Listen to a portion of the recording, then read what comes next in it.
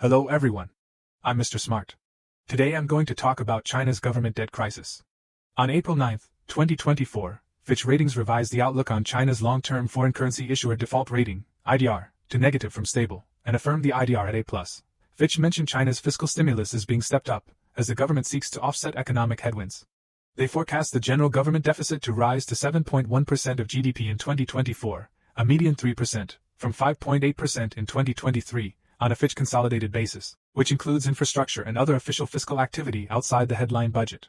The 2024 deficit will be the highest since the 8.6% of GDP deficit in 2020.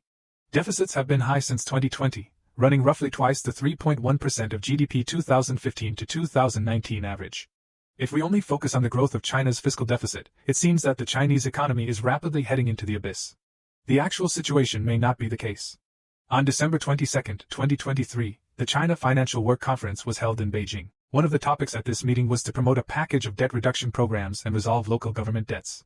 At the end of the same year, the General Office of the State Council of China issued the Measures for Strengthening the Management of Government Investment Projects by Classification in Key Provinces, trial, requiring 12 provinces and cities with high debts, including Tianjin and Inner Mongolia, to make every effort to resolve local debt risks and reduce local debt risks to low to medium levels.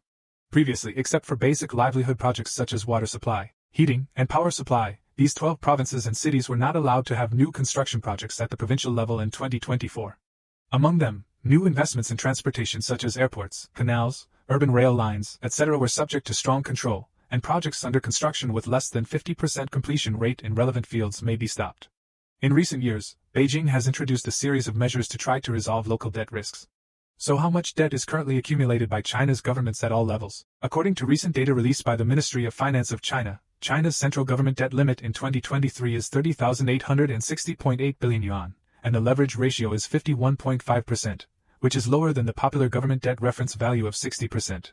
At the end of September 2023, the overall debt balance of local governments was 38,899.6 billion yuan, and the leverage ratio is about 125%, which is also lower than the IMF recommended debt ratio control standard of 150%. But this figure does not take into account the large amount of hidden debt accumulated by local government financing vehicles, LGFVs.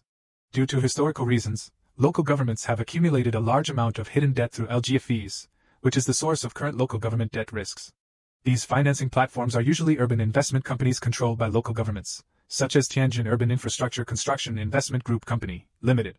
The Chinese government does not disclose the total amount of local government implicit debt. According to IMF estimates, China's total LGFV's debt is expected to reach 64 trillion yuan in 2023. The total of the three is about 133.8 trillion yuan, about 19 trillion US dollars, and the debt/GDP is less than 105%. By comparison, the US federal government debt is $33 trillion, and the federal debt/GDP ratio is 120%. It can be seen that even including the implicit debts of local governments that the Beijing authorities have no obligation to repay, China's overall debt burden is not unbearable, but some areas with more aggressive early-stage expenditures and weaker tax bases, such as Tianjin, Inner Mongolia, Jilin, etc. The debt/GDP ratio of provinces and cities exceeds 150%, and they cannot repay their debts independently. In order to help local governments cope with heavy debt repayment pressure, the Political Bureau of the Communist Party of China proposed on July 24, 2023 to effectively prevent and resolve local debt risks and formulate and implement a package of debt reduction plans.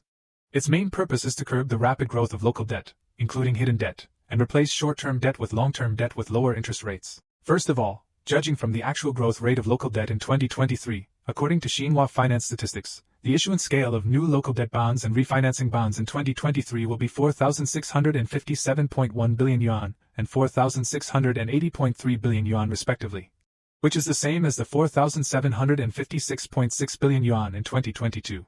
Compared with the 2.611 billion yuan of new debt and the 2.611 billion yuan of refinancing bonds, the new debt decreased by 2.09%, and the refinancing bonds, actually an extension of existing bonds, expanded significantly by 79.25%. It can be said that the goal of low-speed growth of local debt has been achieved. According to statistics from the CICC Research Department, the net increase in urban investment bonds in 2023 will total 1,004.4 billion renminbi, slightly lower than the 1,046.3 billion renminbi in 2022. The goal of low-speed growth in implicit debt has also been basically achieved. On November 6, 2023, the Ministry of Finance of China once again reported 8 typical cases of hidden debt violations by local governments, detailing the violations and penalties received by local governments and financial institutions. A typical violation case: Wuhan East Lake New Technology Development Zone Management Committee and others signed an agreement with 3 provincial state-owned enterprises, whereby they advance funds to undertake land consolidation and development business, and the local government repays the enterprise development expenses with land proceeds. The violation creates new hidden problems. Sex debt. China's Ministry of Finance announced typical cases of hidden debt violations, once again demonstrating Beijing's high-pressure attitude towards new hidden debts that violate local regulations. Second, roll over local debt and lower interest rates. According to statistics from Zhang Ming and others from the Institute of Finance of the Chinese Academy of Social Sciences, as of June 2020, among the investors in local bonds, commercial banks accounted for 86% and policy banks accounted for 7%. It is well known that Beijing has strong control over China's major commercial banks, so promoting the rollover of local debt is also a feasible move. A typical case is that under the coordination of Junyi City, Guizhou Province, in 2022 Junyi Road and Bridge Construction Group Company Limited, the largest urban investment bond issuance entity in Junyi City, reached an agreement with a credit-granting bank to extend the bank loan for 20 years and not repay it for the first 10 years. Only the principal and interest are paid, and the principal will be paid back gradually in the next 10 years. At the same time, the interest rate will also drop from 4% to 7% to about 3%. Another measure of the extension is the issuance of special refinancing bonds.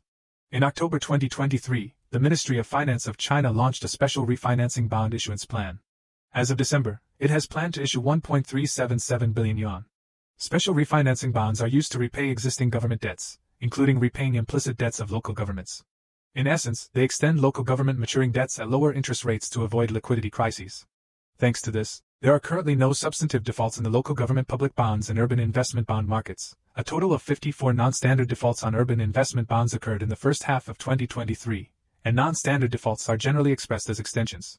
In 2013, China's GDP was 59.3 trillion yuan, and in 2023 it will be 127 trillion yuan.